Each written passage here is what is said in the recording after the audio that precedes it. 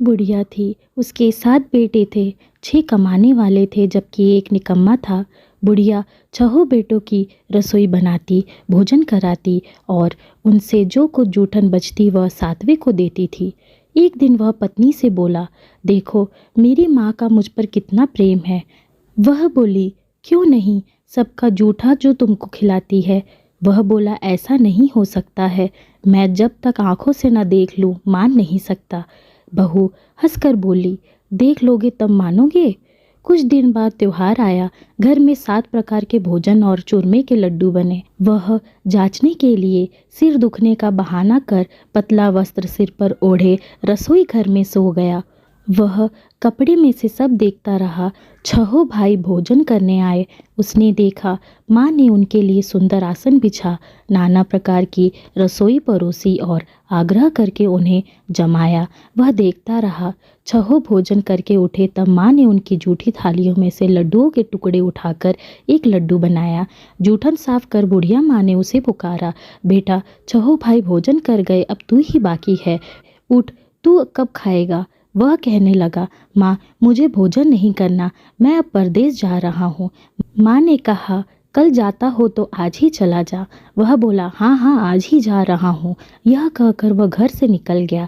चलते समय पत्नी की याद आ गई। वह गौशाला में कंडे थाप रही थी।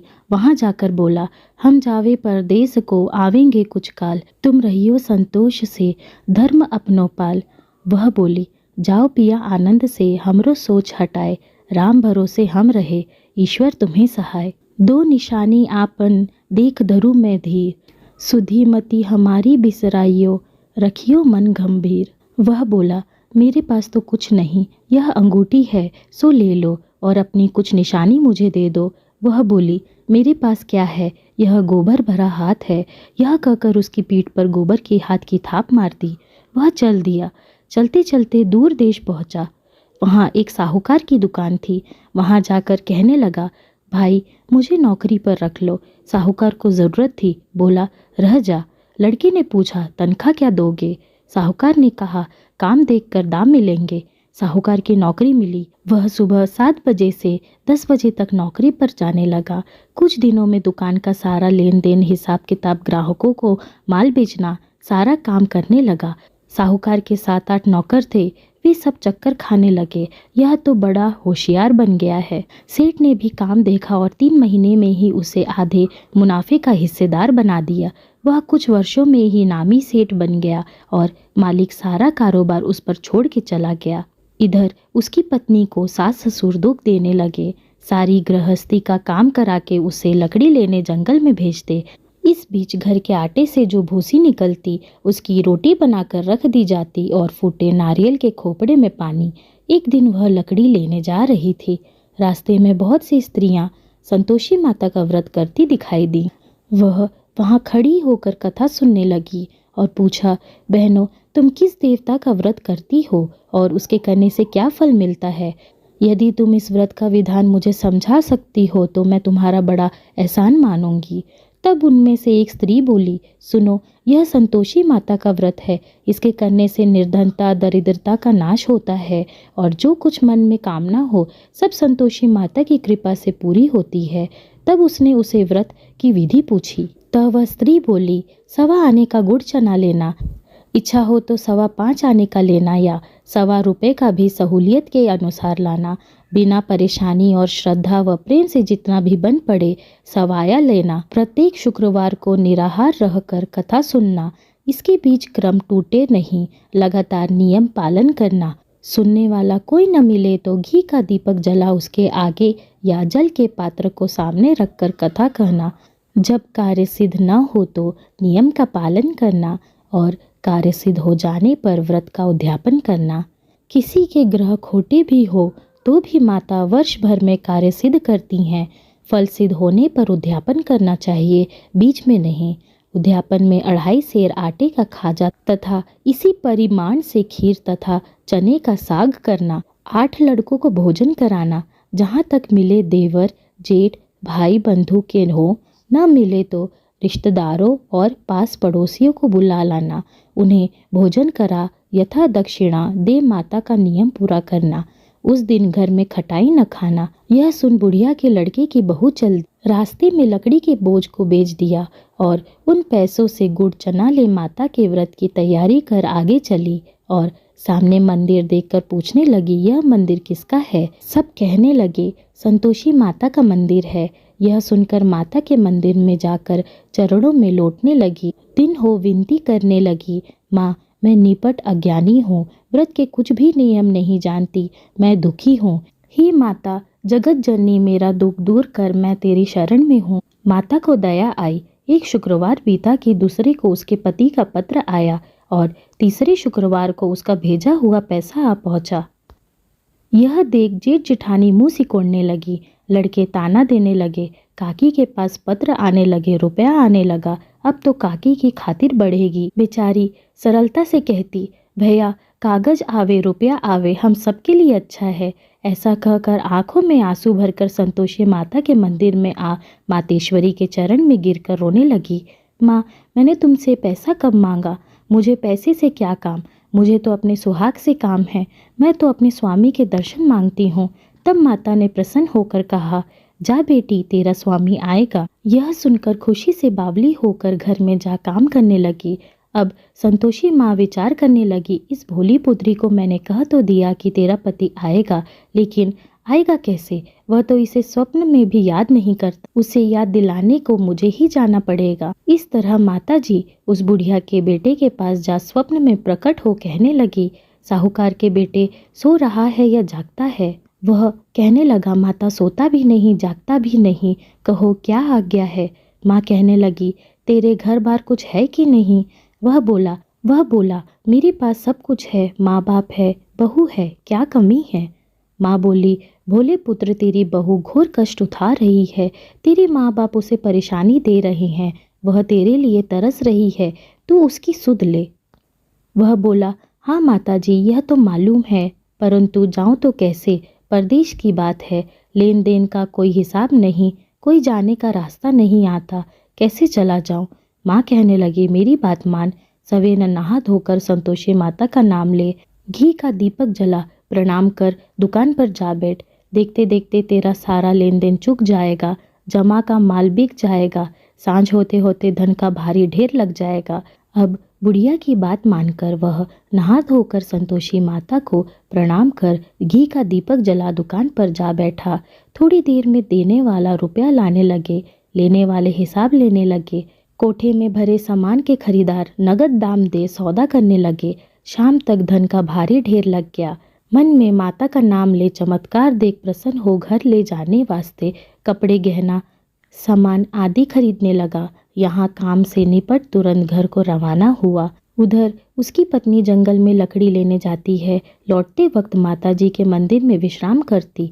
वह तो उसके प्रतिदिन रुकने का जो स्थान ठहरा। धूल उड़ती देख वह माता से पूछती है, हे माता यह धूल कैसी उड़ रही है?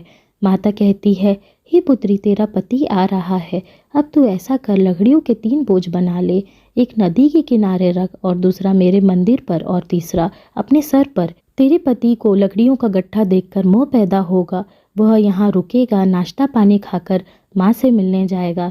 तब तू लकड़ियों का बोझ उठाकर जाना और चौक में गट्ठर डालकर जोर से आवाज़ लगाना, लो सासू जी लकड़ी का गट्ठर लो, भूसी की रोटी दो, नारियल के खेपड़े में पानी दो, आज मेहमान कौन आया है। माता जी से बहुत अच्छा कहकर वह प्रसन्न मन से लकड़ियों के 3 गट्ठर बनाई, एक नदी के किनारे पर और एक माता जी के मंदिर पर रखा। इतने में मुसाफिर आ पहुंचा। सूखी लकड़ी देखकर उसकी इच्छा उत्पन्न हुई कि हम यहीं पर विश्राम करें और भोजन बनाकर खा पीकर गांव जाएं। इसी तरह रुककर भोजन बना विश्राम करके गांव को गया। सबसे प्रेम से मिला। उसी समय सिर पर लकड़ी का गट्ठर लिए वह उतावली सी आती है। लकड़ियों का भारी बोझ आंगन में डालकर जोर से 3 आवाज़ देती है, लो सासू जी लकड़ी का गट्ठर लो, भूसी की रोटी दो, नारियल के खोपड़े में पानी दो, आज मेहमान कौन आया है। यह सुनकर उसकी सास बाहर आकर अपने दिए हुए कष्टों को भुलाने हेतु कहती है, बहू ऐसा क्यों कहती है, तेरा मालिक ही तो आया है, आ बैठ, मीठा भात खा, भोजन कर, कपड़े गहने पहन। उसकी आवाज़ सुन उसका पति बाहर आता है। अंगूठी देख व्याकुल हो जाता है। माँ से पूछता है, हे माँ यह कौन है?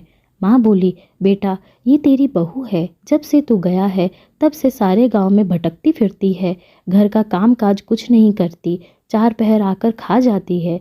वह बोला, ठीक है माँ, मैंने इसे भी देखा और तुम्हें भी देखा, अब दूसरे घर की ताली दो, उसमें रहूँगा। माँ बोली, ठीक है जैसे तेरी मर्जी। तब वह दूसरे मकान की तीसरी मंजिल का कमरा खोलकर सारा सामान जमाया। एक दिन में राजा के महल जैसा ठाट बाट बन गया। अब क्या था, बहू सुख भोगने लगी। इतने में शुक्रवार आया। उसने पति से कहा, मुझे संतोषी माता के व्रत का उद्यापन करना है। पति बोला, खुशी से कर लो। वह उद्यापन की तैयारी करने लगी। जिठानी के लड़कों को भोजन के लिए कहने गई। उन्होंने मंजूर किया, परंतु पीछे से जेठानी ने अपने बच्चों को सिखाया, देखो भोजन के समय खटाई मांगना, जिससे उसका उद्यापन पूरा ना हो। लड़के उद्यापन के लिए आए। खीर व खाना पेट भर खाया, परंतु बाद में खाते ही कहने लगे, हमें खटाई दो, खीर खाना हमको नहीं भाता, देखकर अरुचि होती है। वह कहने लगी, भाई खटाई किसी को नहीं दी जाएगी, यह तो संतोषी माता का प्रसाद है। लड़के उठ खड़े हुए, बोले, पैसा लाओ। भोली बहू कुछ जानती नहीं थी, उन्हें पैसे दे दी। लड़के उसी समय हट करके इमली खटाई ले खाने लगे। यह देखकर बहू पर माताजी ने कोप किया। राजा के दूत उसके पति को पकड़ ले गए।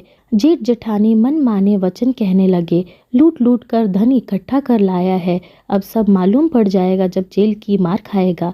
बहू से यह सहन नहीं हुआ। वह रोते हुए माता के मंदिर गई। कहने लगी, हे माता, तुमने यह क्या किया, हंसाकर फिर क्यों रुलाने लगी। माता बोली, बेटी तूने उद्यापन करके मेरा व्रत भंग किया है। वह कहने लगी, माता मैंने कुछ अपराध नहीं किया, मैंने तो भूल से लड़कों को पैसे दे दिए थे, मुझे क्षमा करो, मैं फिर तुम्हारा उद्यापन करूंगी। माँ बोली, अब भूल मत करना। वह कहती है, अब भूल नहीं होगी, अब बतलाओ वो कैसे आएंगे। माँ बोली, जा पुत्री, तेरा पति तुझे रास्ते में आता मिलेगा। वह निकली, राह में पति आता मिला। वह पूछी, कहाँ गए थे। वह कहने लगा, इतना धन जो कमाया है उसका टैक्स राजा ने मांगा था, वह भरने गया था। वह प्रसन्न हो बोली, भला हुआ, अब घर को चलो। कुछ दिन बाद फिर शुक्रवार आया। वह बोली, मुझे फिर माता का उद्यापन करना है। पति ने कहा, करो। बहू फिर जेठ के लड़कों को भोजन को कहने गई। जेठानी ने एक दो बातें सुनाई और सब लड़कों को सिखाने लगी, तुम सब लोग पहले ही खटाई मांगना। लड़के भोजन से पहले कहने लगे, हमें खीर नहीं खानी, हमारा जी बिगड़ता है, कुछ खटाई खाने को दो। वह बोली, खटाई किसी को नहीं मिलेगी, आना हो तो आओ। वह ब्राह्मण के लड़के लाकर भोजन कराने लगी। यथाशक्ति दक्षिणा की जगह एक एक फल उन्हें दिया। संतोषी माता प्रसन्न हुई। माता की कृपा हुई। 9वें मास में उसके चंद्रमा के समान सुंदर पुत्र प्राप्त हुआ। पुत्र को पाकर प्रतिदिन माता जी के मंदिर को जाने लगी। माता ने सोचा, यह रोज आती है, आज क्यों ना इसके घर चलूं। यह विचार कर माता ने भयानक रूप बनाया। गुड़ चने से सना मुख, ऊपर सूंड के समान होठ, उस पर मक्खियां भिनभिना रही थी। दहली में पैर रखते ही उसकी सास चिल्लाई, देखो रे, कोई चुड़ैल डाकिन चली आ रही है, लड़कों इसे भगाओ, नहीं तो किसी को खा जाएगी। लड़के भागने लगे, चिल्लाकर खिड़की बंद करने लगे। बहू रोशनदान में से देख रही थी और प्रसन्नता से पगली बन चिल्लाने लगी, आज मेरी माता जी मेरे घर आई हैं। वह बच्चे को दूध पीने से हटाती है। इतने में सास का क्रोध फट पड़ा।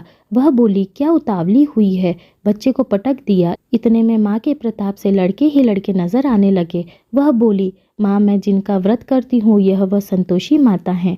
सबने माता जी के चरण पकड़ लिए और विनती कर कहने लगे, हे माता, हम मूर्ख हैं, अज्ञानी हैं, तुम्हारे व्रत की विधि हम नहीं जानते, व्रत भंग कर हमने बड़ा अपराध किया है।